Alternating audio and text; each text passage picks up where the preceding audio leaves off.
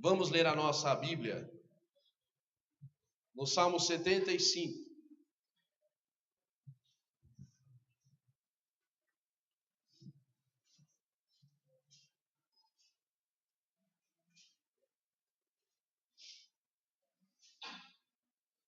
Diz assim o Salmo 75: A ti, ó Deus, glorificamos, a ti damos louvor, pois o teu nome está perto. Os homens falam dos teus maravilhosos feitos. Dizes: eu escolho o tempo determinado, sou eu quem julga retamente. Dissolve-se a terra e todos os seus moradores, mas eu fortaleço as tuas colunas. Digo aos soberbos: não sejais arrogantes, e aos ímpios: não levanteis a fronte. Não levanteis a vossa fronte altiva, nem faleis com arrogância, porque não é do Oriente, nem do Ocidente, nem do deserto que vem a exaltação. Deus é o juiz, a um humilha e a outro exalta.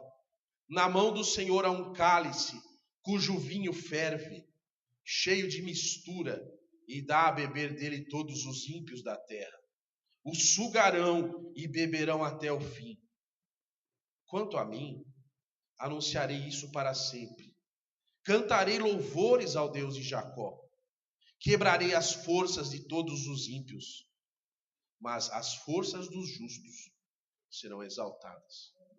Amém. Vamos orar. Senhor, te agradecemos por essa manhã. Fica com a tua igreja, Pai. Renova as nossas forças. Ó Pai, abençoa individualmente cada um na sua necessidade. Ó Deus, que cada um possa perceber as bênçãos que o Senhor derrama sobre a vida daquele que se volta para o Senhor. Abençoa as famílias da igreja. Abençoa as crianças, Senhor, que são bombardeadas com todo tipo de lixo de Satanás. Ó Deus, que as crianças permaneçam firmes na tua presença.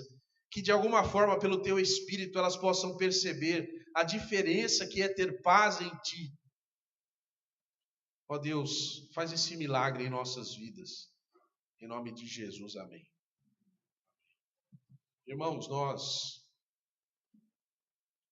nessa manhã, Deus colocou no meu coração um assunto que é um assunto bastante presente em nossas vidas e na nossa cidade. Semana passada, aqui na nossa cidade, um assunto chamou a atenção, entre outros, né?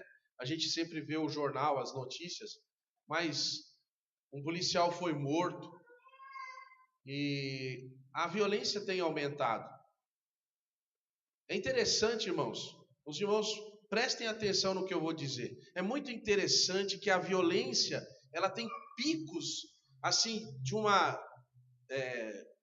fora do normal, nos anos de eleição presidencial.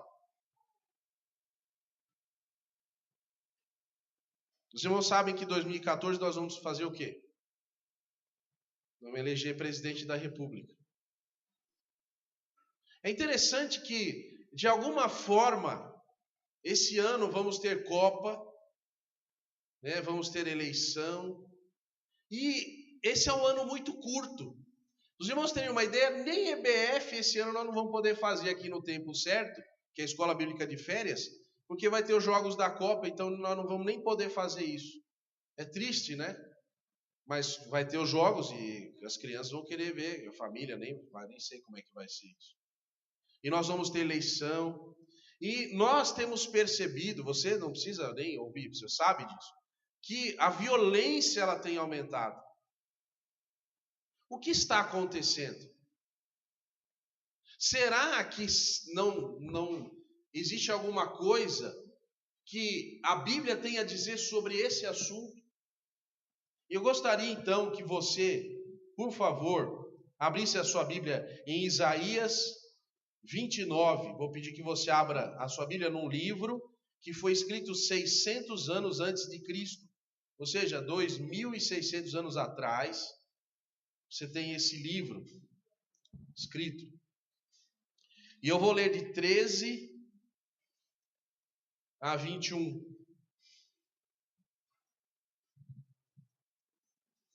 Eu vou repetir, Isaías 29, de 13 a 21, diz assim a palavra: diz o Senhor, esse povo se aproxima de mim com a sua boca, e com os seus lábios me honra, mas o seu coração está longe de mim.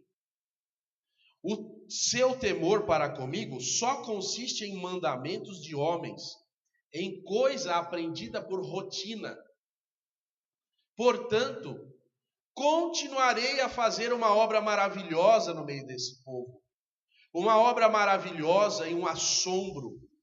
A sabedoria dos seus sábios perecerá, e o entendimento dos seus prudentes se esconderá. Ai dos que profundamente escondem do Senhor o seu propósito, e que fazem as suas obras às escuras, e pensam, quem nos vê? Quem nos conhece? A tudo vós perverteis, como se o oleiro fosse igual ao barro, e a obra dissesse o seu artífice, ele não me fez, e o vaso formado dissesse do seu oleiro, nada sabe. Não se converterá o Líbano num breve momento em campo fértil? E o campo fértil não será tido por bosque? Naquele dia, os surdos ouvirão as palavras do livro, e da escuridão e das trevas, os olhos dos cegos. Os mansos terão alegria e mais alegria no Senhor. Os necessitados entre os homens se alegrarão no Santo de Israel. O tirano será reduzido a nada, e desaparecerá o zombador, e todos os que se dão à iniquidade serão exterminados. Os que fazem por culpado o homem numa causa, os que armam laço ao que repreende na porta, os que com falso testemunho negam justiça ao inocente. Portanto, assim diz o Senhor que remiu a Abraão acerca da casa de Jacó: Jacó já não será envergonhado e não desonrará a sua face. Quando, porém, virem no meio dele os seus filhos, a obra das minhas mãos, santificarão o meu nome, santificarão o santo de Jacó e temerão ao Deus de Israel. Irmãos, nós temos algumas coisas a destacar nessa manhã. Não é gostoso, não é fácil falar sobre justiça social, sobre violência, porque as pessoas, elas querem espiritualizar tudo. Os crentes têm uma falha que precisam rever. Meus irmãos, nós somos de Jesus, nós somos de oração, nós somos de leitura bíblica, mas os nossos frutos, as nossas ações são reais no mundo real. Tem gente que imagina que ao passar uma semana em oração, em jejum, e se trancar no quarto, está fazendo a vontade de Deus porque está se santificando. Mas eu quero dizer uma coisa, sabe o que é santificação?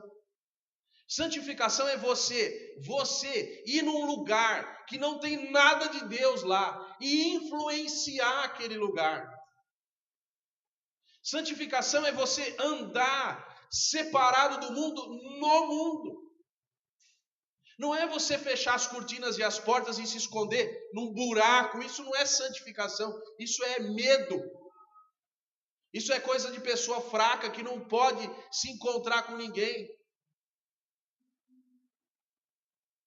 A nossa vida de santificação é uma vida que influencia a família. A mãe influencia os filhos, o pai influencia a esposa, os filhos, o filho influencia o pai e a mãe, dizendo qual é o princípio da palavra para aquilo. Santificação não é uma coisa de isolamento, mas é algo de influência.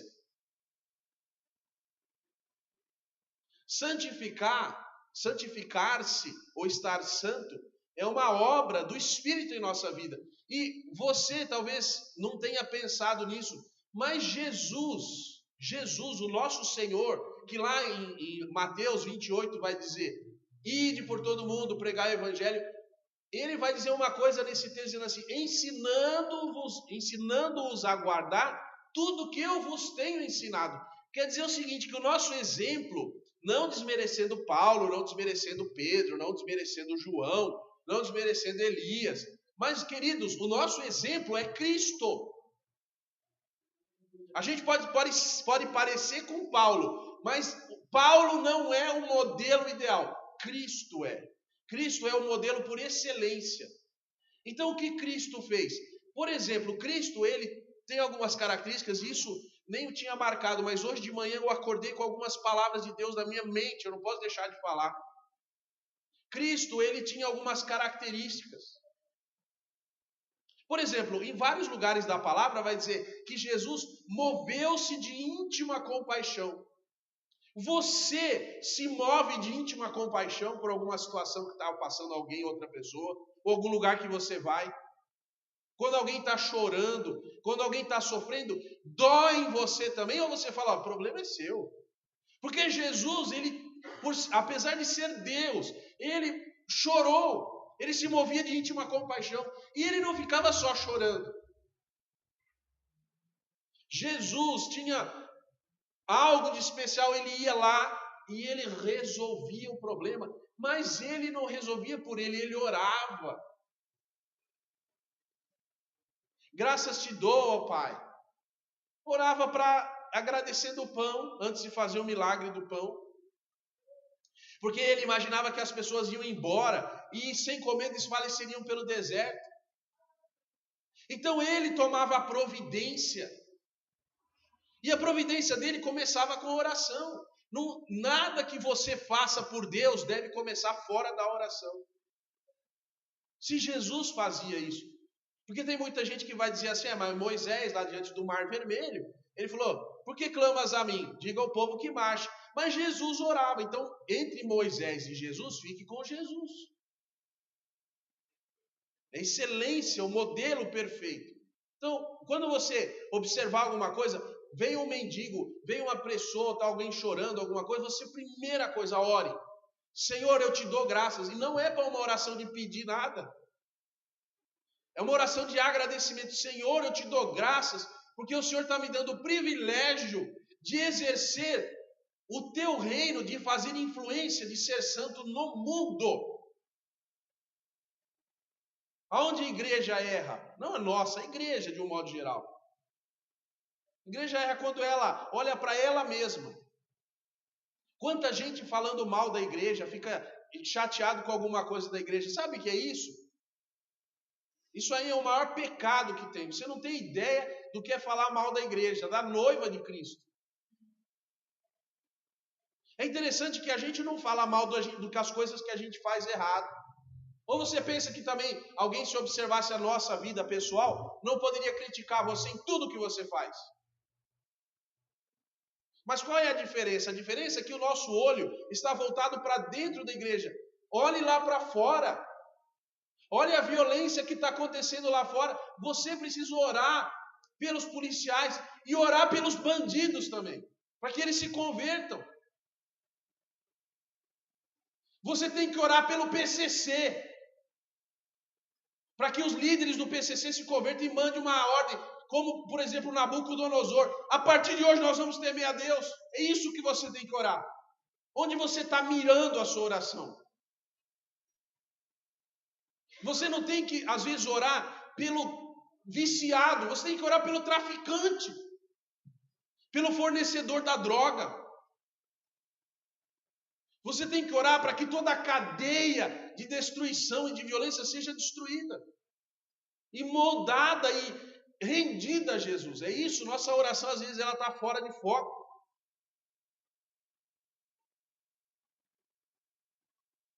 A gente fica criticando, por exemplo, o PT. Hoje eu estou com nome em tudo, PCC, PT, hoje vai tudo aqui. Sabe, algumas pessoas não entendem que existe uma ideologia. Qual é a ideologia? A ideologia, na teoria, é cuidar dos pobres. Coisa que a igreja não está fazendo.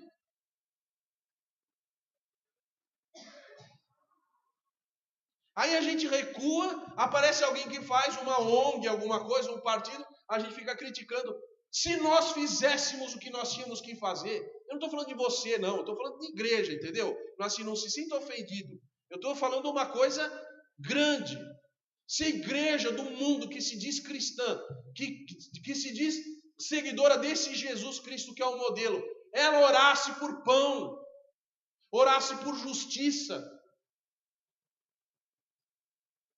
então a gente não precisava ficar dependendo de outras coisas, mas na nossa ausência, na nossa inércia, na nossa falha, na falha da nossa principalmente oração, a gente faz uma oração assim: Senhor, me abençoa, eu quero emprego melhor, eu quero a tua bênção, eu quero sobre mim, eu quero a minha herança, eu quero o Senhor me abençoando, eu quero a tua luz sobre a minha vida. Em vez da gente orar: Senhor, eu quero ser luz para o mundo, eu quero ter para dar, eu quero ser abençoado para abençoar. Senhor, não me abençoa, mas abençoa o meu redor, porque se o meu bairro for abençoado, se o hospital for abençoado, se a farmácia for abençoada, se as vacinas, se os programas, se tudo, se os laboratórios, se os governos, se os cientistas forem abençoados, eu estou sendo muito mais abençoado.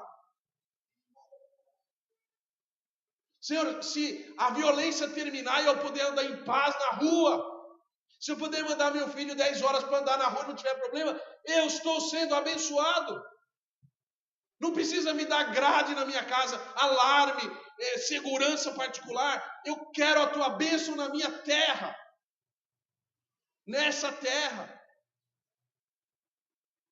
Não estou dizendo que isso vai acontecer, porque existem profecias que o mundo caminha para o caos, tem pecado, eu sei. Mas a nossa oração, então vamos deixar tudo. A gente entrega os pontos para o diabo? Não. Onde você vai fazer uma viagem, vai num lugar, vai na padaria, vai na farmácia, você ora: Senhor, que a tua presença também esteja aqui, abençoa essa pessoa, abençoa essa. Se alguém está na farmácia comprando remédio, Senhor, abençoa a doença daquela pessoa que eu nem sei o que ela tem.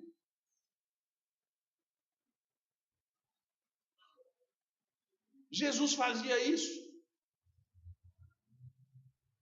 Jesus mudava a história da pessoa. É muito importante a gente compreender o que nós estamos fazendo como igreja. Quando você for para a sua casa hoje, você passar para onde você vai, vá em oração. Vá abençoando as casas. Vá abençoando as pessoas. Em oração, essa pessoa não precisa saber, o Senhor, abençoa aquela criança que está jogando bola lá do outro lado da rua, para que ela cresça, não seja um bandido. É isso. O que nós estamos fazendo aqui? A gente está brincando de ser crente? Nós estamos aqui para fazer diferença. Nós estamos aqui para dizer: aqui é um lugar de pessoas que querem mudar o mundo para Deus, que querem fazer como Jesus fez. Nós somos servos de Jesus.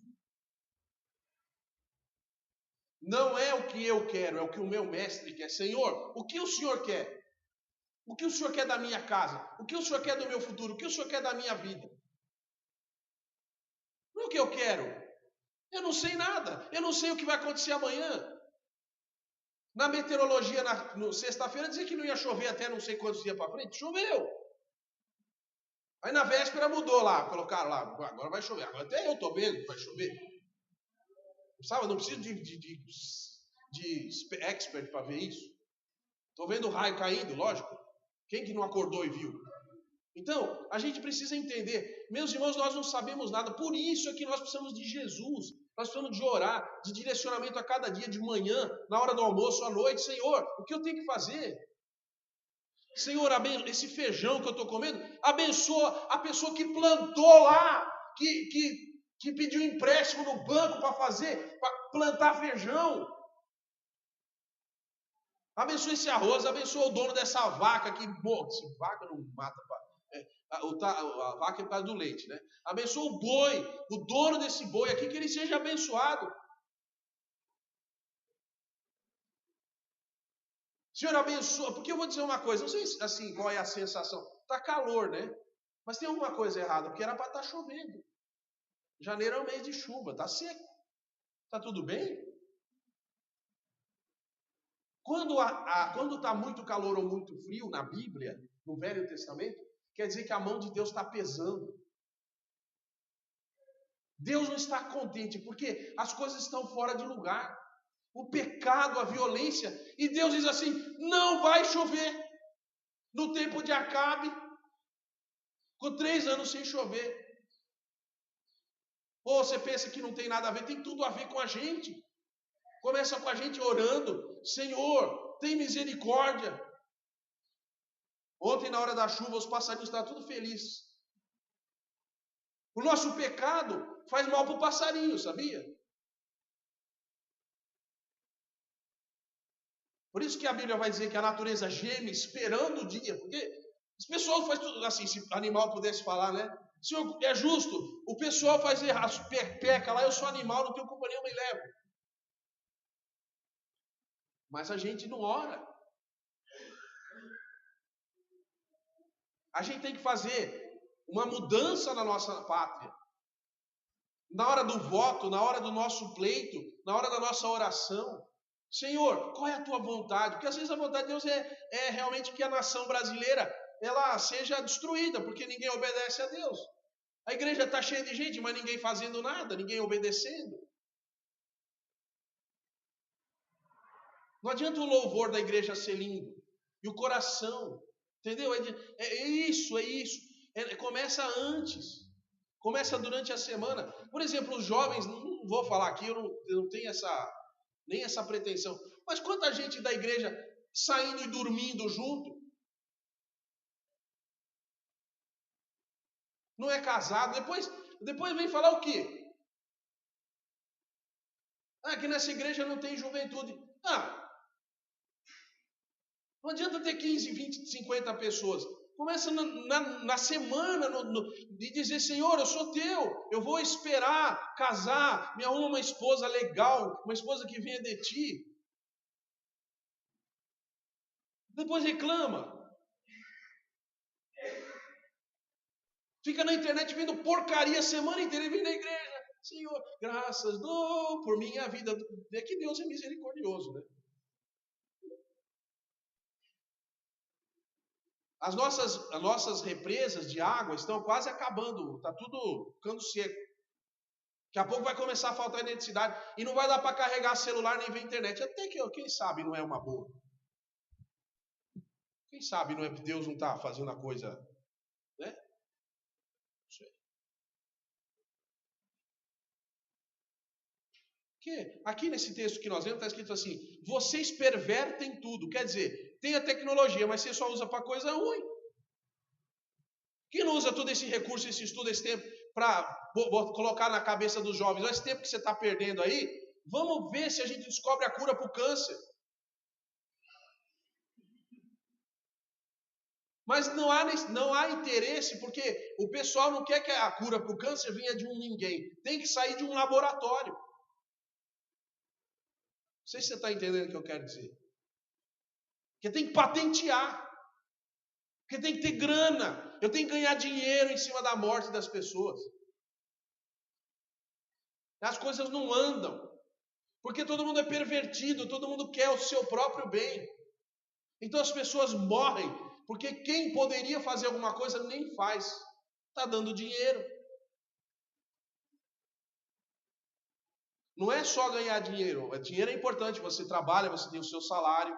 Mas ganância, arrogância, altivez, achar que é o dono o dono da cocada branca ou preta, não sei. O texto é muito pesado. E essa maravilha que Deus vai fazer aqui, você acha que é uma maravilha, né? Toda maravilha que Deus faz também envergonha muitos. Por exemplo, não é uma vergonha saber que há 38 anos tinha um cara que queria pular dentro do tanque e nunca veio um anjo, um infeliz, ajudar ele lá. Não sei se você está entendendo. Assim, os caras estavam esperando um anjo, né? Mas nunca apareceu um rabino lá, qualquer coisa, descer lá e falar assim, eu vou ajudar você a pular seu primeiro aqui para resolver o seu problema. Ele que se arraste aí é um cara que não vale nada mesmo. E eu vou dizer uma coisa para você, eu tive nesse tanque aí, em 2012. E a água todinha da cidade, depois que todo mundo já tomou banho, já lavou a roupa, louça, sei lá, do restaurante, comida, todo mundo já fez tudo que tinha que fazer, é aquela água daquele tanque, é suja. É a última água, é o último lugar onde a água vai para o buraco depois. É na parte mais baixa de Jerusalém, não tem nada mais baixo, é um lodo lá, depois é lodo. É nesse tanque que Jesus desceu e foi curar esse cara. E passou por uma escadinha apertada que está lá até hoje, de pedra.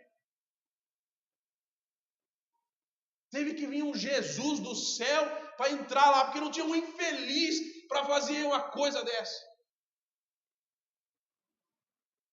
Às vezes tem coisa que a gente é só conversar, é só falar, é só dar um direcionamento, é só orar pela pessoa.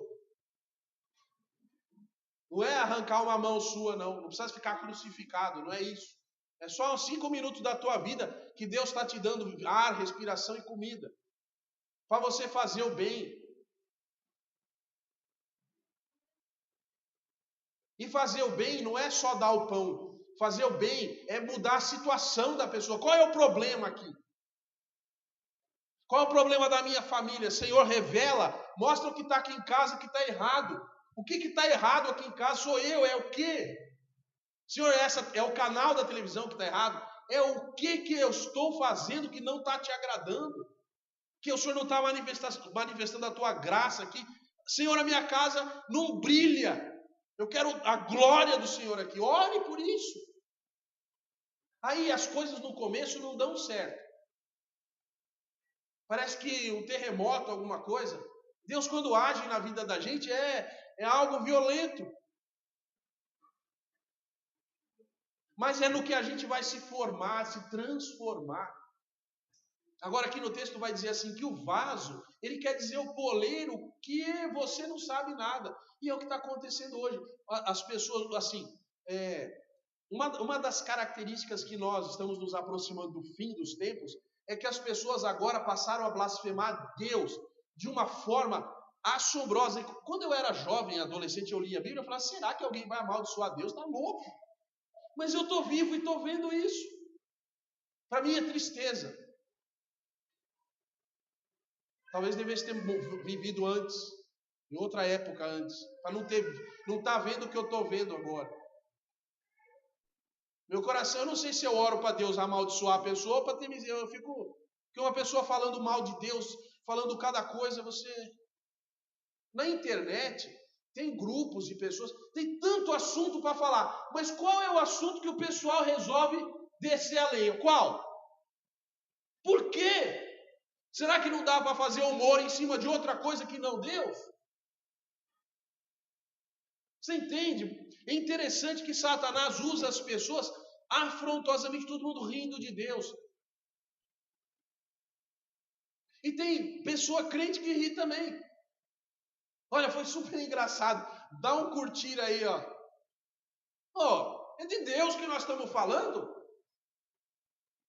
É do Filho Jesus Cristo, é da história da família dele, que é quem morreu por você na cruz e fez uma coisa espantosa. Então, zombando dele.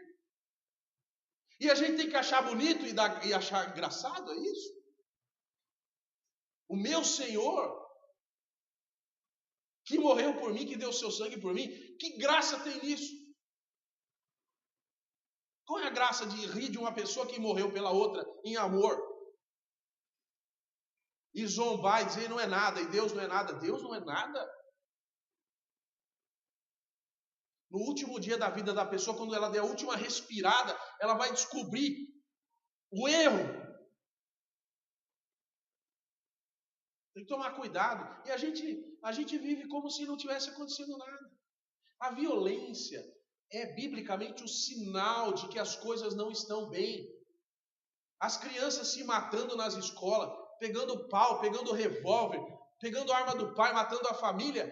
Isso é o sinal de que não estamos bem, nós estamos doentes.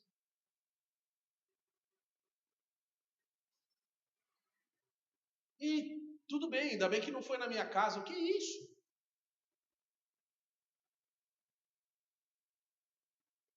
Nós precisamos orar e tomar atitudes. que Deus coloca em nosso coração. E às vezes é duro, viu? Por exemplo, uma pessoa que tem um problema de saúde e ela não pode comer alguma coisa. Tem o meu pai, ele não pode comer tomate, coisa ácida, ele tem um problema no rim. Ele gosta, mas não pode. Eu, por exemplo, eu que estou falando com vocês, eu tenho hipertensão. Eu não posso comer sal. Gostoso colocar um salzinho na salada lá, misturar com óleo, né? Mas tem que colocar limão, porque eu não posso comer sal. Não sou uma lesma, mas posso com sal. Aí você tem que né? Comer aquela comida meio sem graça, né?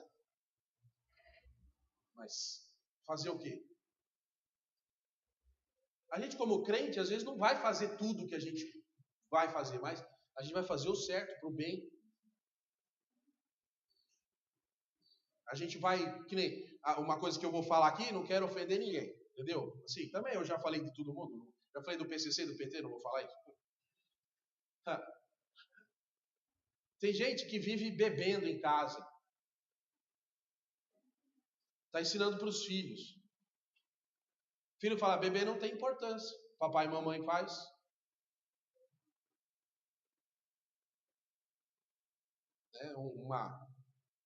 Agora, por exemplo, como é que você vai falar para o seu filho assim, ó, você não pode fazer isso, porque eu não faço. Como é que você vai falar isso?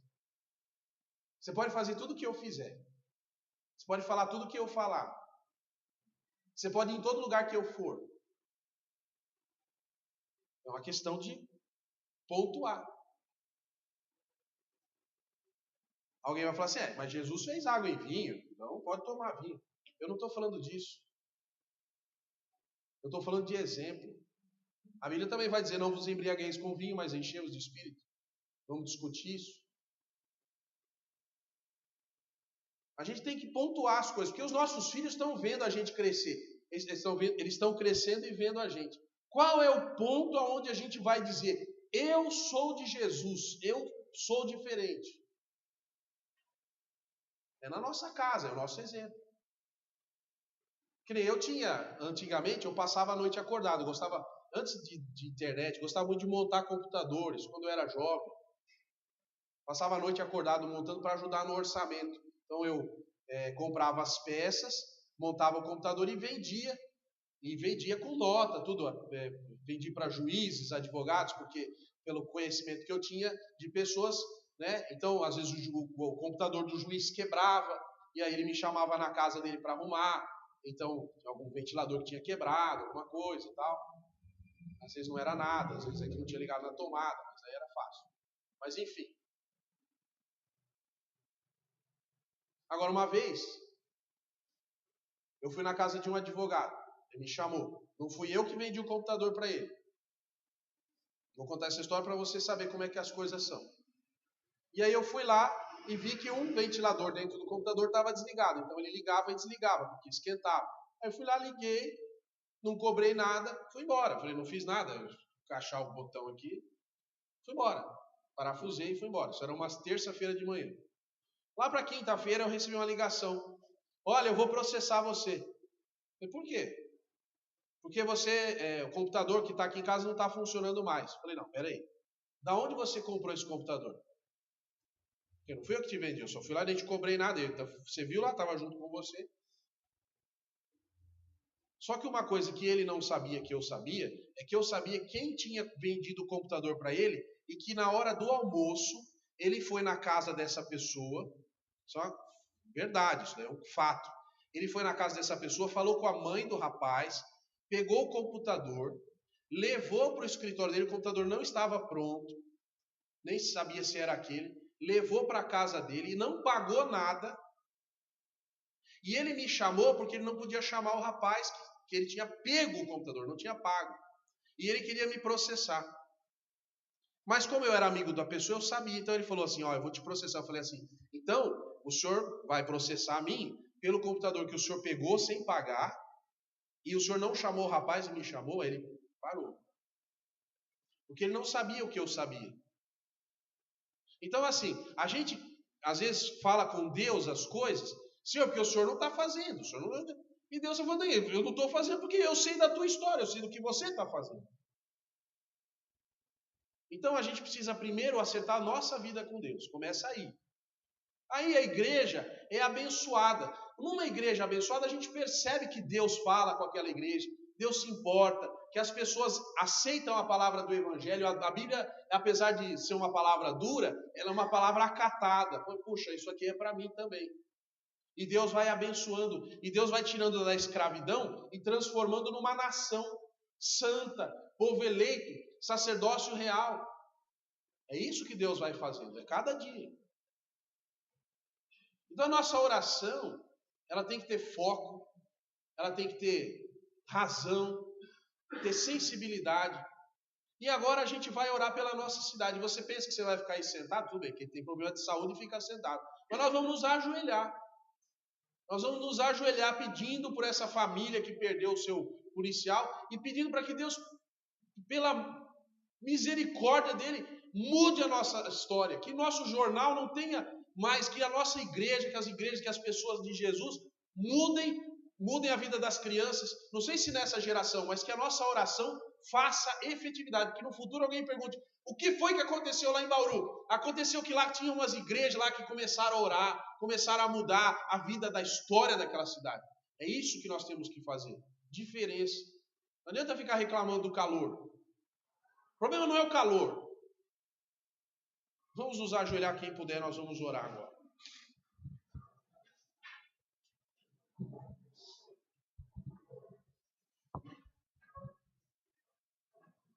Senhor, nós estamos de joelhos na Tua presença. Ó Deus, a começar em mim. Se existe alguma coisa que eu tenho feito que não tenha agradado o Senhor, ó Deus, tira, Senhor, arranca, muda, Senhor. Ó Deus, santifica a Tua igreja, Pai. Santifica as vidas. Que nós sejamos Teus servos, que nós obedeçamos aos Teus comandos. Ó Senhor, nós estamos de joelho na Tua presença, dizendo, o Senhor reina.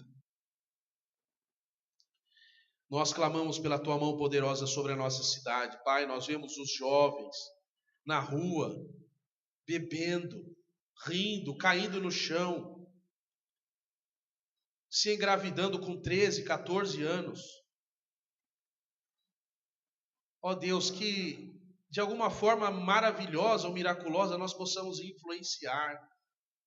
Que naquilo que depender de nós a gente possa, um por um, mudando a vida, trazendo sensatez e razão, trazendo, Senhor, a alegria da Tua salvação, trazendo sentido para as vidas. Senhor, que a nossa igreja seja uma igreja diferente. A gente não quer ser igual a ninguém, a gente quer ser igual a Jesus. Ó Deus, move o nosso coração de compaixão, move os nossos pés. Ó Deus, santifica as nossas vidas, Senhor. Nós temos uma obra tão importante no mundo. O Senhor nos chamou das trevas para a Sua maravilhosa luz. Nós podemos ver o que os outros não podem ver. Ó Deus, é verdade que o que vemos nos assusta. Nós não ficamos rindo, mas nós colocamos nossos joelhos no chão em oração a Ti. Ó Deus, abençoa, Senhor, a família daqueles que têm perdido seus soldados. Abençoa também, Senhor, aqueles que têm atuado a favor do crime, para que eles vejam a Tua luz e que eles caiam rendidos em Tua presença e se tornem missionários, pastores, membros de igreja atuantes. Ó Deus, muda a vida das pessoas, o coração das pessoas. Senhor, que o mal perca o sabor para elas. Que a Tua palavra chegue em cada coração. Ó Deus, ajuda-nos a fazer a Tua vontade.